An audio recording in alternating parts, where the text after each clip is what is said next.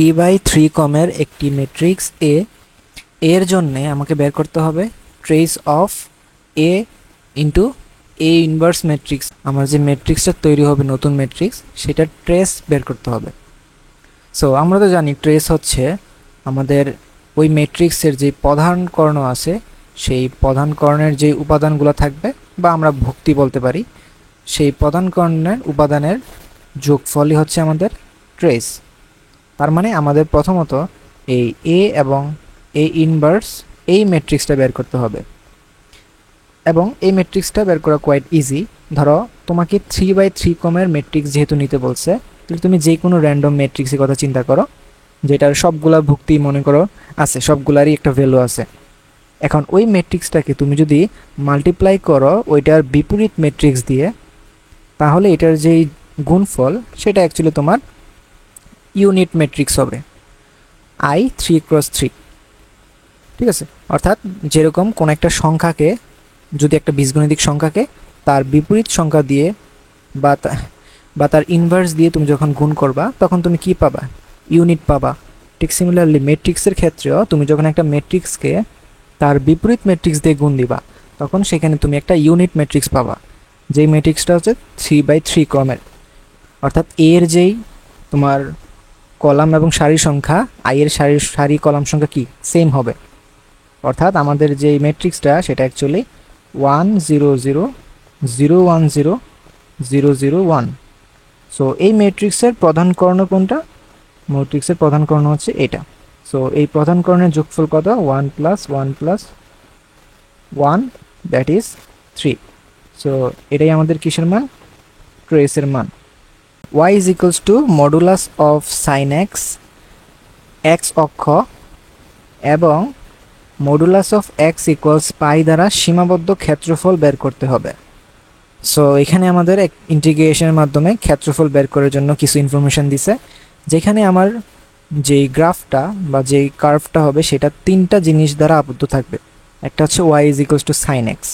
So আমরা প্রথমে চিত্রটা আঁকবো, চিত্রটা আঁকার মাধ্যমে আমরা এই ম্যাথটা সলভ করব। সো প্রথমত আমরা চিত্রটা আঁকি, একটা sin x এর গ্রাফ আমাদের আঁকতে হবে। এখন sin x এর যদি তুমি গ্রাফ আঁকো, sin x এর গ্রাফ আমরা ছোটবেলা থেকেই sin x এর গ্রাফ পড়ে আসছি, যে sin x এর গ্রাফটা দেখতে অনেকটা এরকম হয়। এটা হচ্ছে একটা আইডিয়াল sin x এর গ্রাফ, কিন্তু এটা হচ্ছে তোমার y = sin x এর গ্রাফ। তুমি যদি y = modulus of sin x দাও, সেটার মানে হচ্ছে y = sin x এর ক্ষেত্রে তোমার যেরকম নিচের দিকের ভ্যালুগুলো নেগেটিভ ছিল না y এর মান, বাট এখানে কিন্তু y এর মান নেগেটিভ হওয়া সম্ভব না। এখানে y কি অলওয়েজ পজিটিভ। তার মানে y এর যে পজিটিভ অক্ষ আছে, এই পজিটিভ অক্ষ বরাবরই তোমার সবসময় কি থাকবে? y এর ভ্যালুগুলো থাকবে। কিন্তু x পজিটিভ নেগেটিভ দুইটাই হতে পারে। ঠিক আছে, তার মানে তোমার এই নিচের দিকের এখানে যে অংশটা ছিল, এই অংশগুলা মডুলাস অফ sin x এর ক্ষেত্রে থাকবে না। থাকবে না বলতে নেগেটিভ দিকে থাকবে না, বরং এই জিনিসগুলো তোমার উপরের দিকে উঠে যাবে। নিচের দিকে যে অংশটা ছিল একেবারে মিরর হয়ে উপরের দিকে উঠে যাবে। ফলে তোমার ফাইনালাইজড যেই কার্ভটা সেটা হচ্ছে অনেকটা এরকম এরকম। সো নিচের দিকের যে ভাগগুলো ছিল সেগুলো উপরের দিকে উঠে গেছে। তাহলে এটা এগুলোর যদি আমরা মান যদি লিখি x অ্যাক্সিসের দিকে, x অ্যাক্সিসে আমরা অ্যাঙ্গেলগুলো লিখব।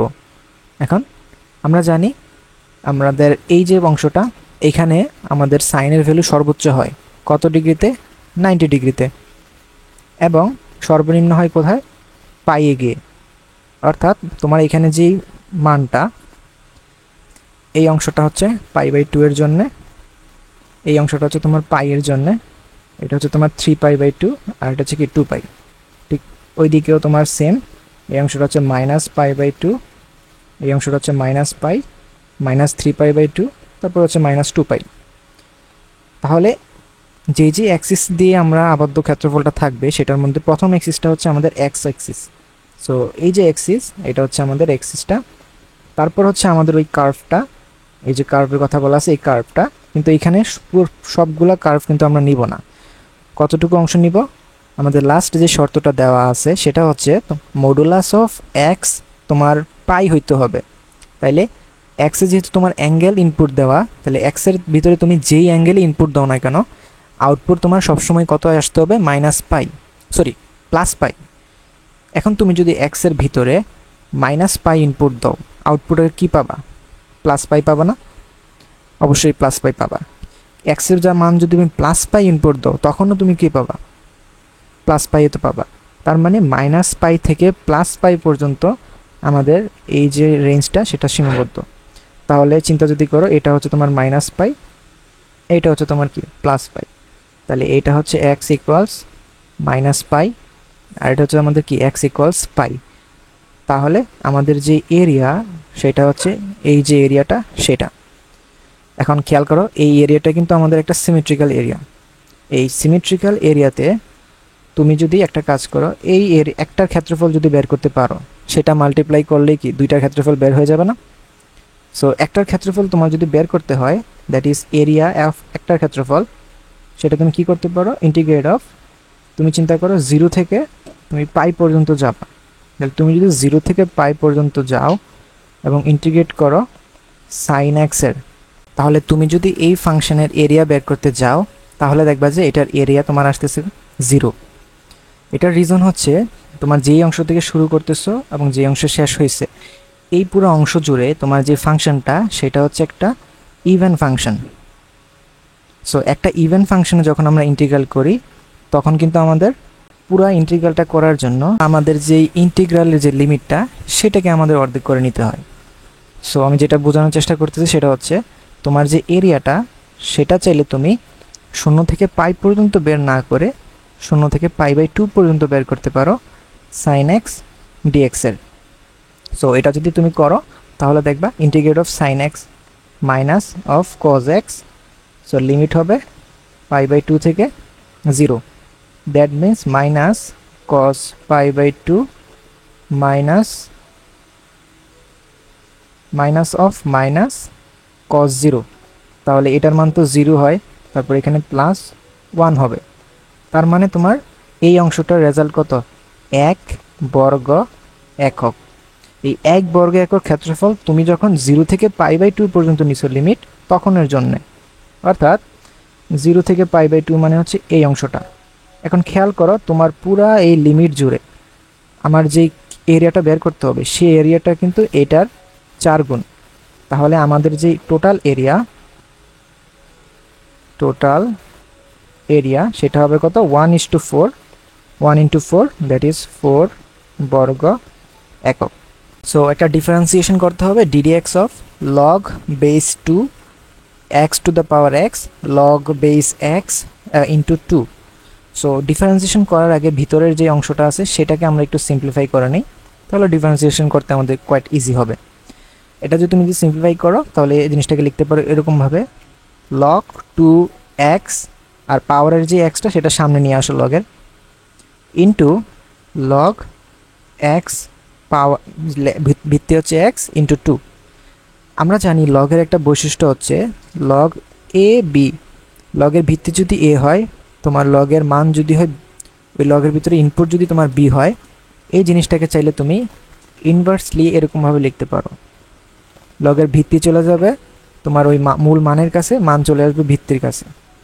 অর্থাৎ আমরা চাইলে এখানে x into log base 2x into 1/, এখানে আমরা লিখতে পারি log base 2 into x। So এটা যদি কাটা যায়, আমাদের থাকবে কি? শুধু x। অর্থাৎ পুরো ফাংশনটা ডিফারেন্সিয়েশন করা মানে আমাদের ddx অফ x বের করা, যেটার অ্যান্সার কত? 1। -π থেকে 0 এই ব্যবধিতে তোমার y = sin 2x plus cos 2x এর গুরুমান কত, সেটা তোমার বের করতে হবে। সো কিভাবে করবা এটা? প্রথমত আমরা একটা কাজ করি, এই যে y ফাংশনটা আছে, এই y ফাংশনটাকে আমরা একটু ছোট করে নেই। আমরা একটা কাজ করতে পারি, আমরা 1/√2 দিয়ে উপর এবং নিচে উভয় পাশে মাল্টিপ্লাই করতে পারি।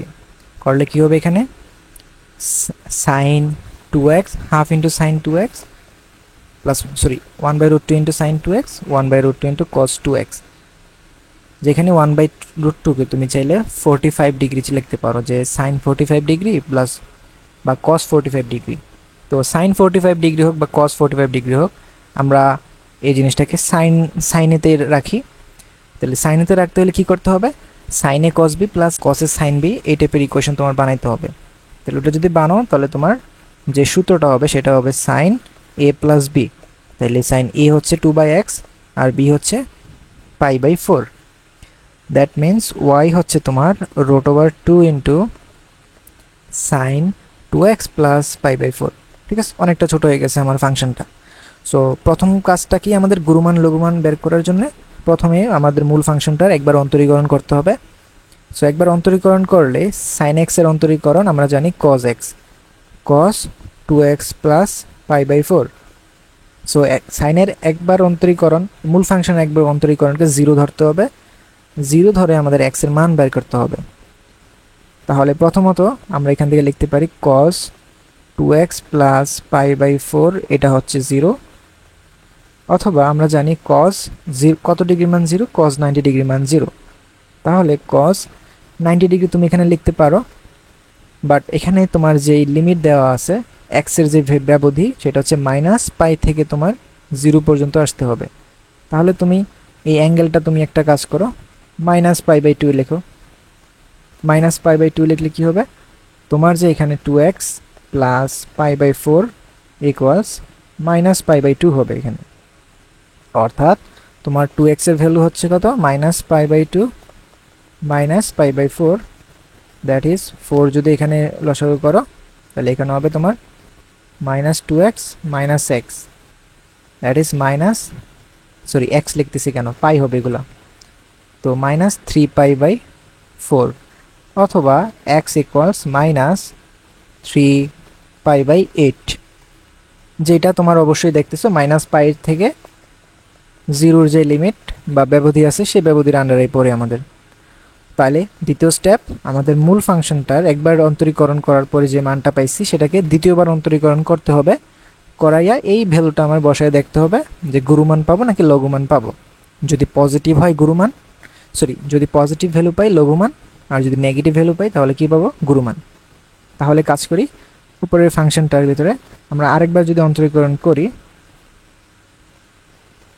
আচ্ছা আমাদের এখানে একটা ভুল গেছে, সেটা হচ্ছে এখানে 2√2 থাকবে এখানে, কারণ 2x এর তোমার আবার অন্তরীকরণ করতে হবে 2x প্লাস 4কে, কারণ ভিতরের জিনিসটাকে তুমি তো সাইন এক্স ধরে অন্তরীকরণ করছো। তাহলে এখানে চেইন রুল অনুযায়ী 2x প্লাস π/4 এর আবার অন্তরীকরণ করবে, যেখানে তোমার 2 থাকবে একটা এক্সট্রা। আচ্ছা ঠিক আছে, সমস্যা নাই। তাহলে 2√2 এটা তো ধ্রুবক, তাহলে cos x এর ডিফারেন্সিয়েশন কি হবে, -sin x। তাহলে sin 2x প্লাস π/4 ইন্টু 2, তার মানে -4√2 sin 2x প্লাস π/2। তো এখন একটা কাজ করি, -4√2 sin অফ 2 ইন্টু -3π/4 প্লাস π/4 আমরা বসালাম। তাহলে এখানে কত আসে, -4√2 into sine -3π/2 plus π/4, -4√2 into sine, এটা যদি লসাগু করো এখানে লসাগু হবে 4 ইন্টু -6π প্লাস পাই, অথবা -4√2 সাইন অফ -5π/4। সো মাইনাস যে সাইনটা আছে সেটা তুমি বাইরে নিয়ে আসতে পারো, তাহলে বাইরে নিয়ে আসলে 4√2 ইন্টু সাইন অফ 5π/4 হবে এখানে।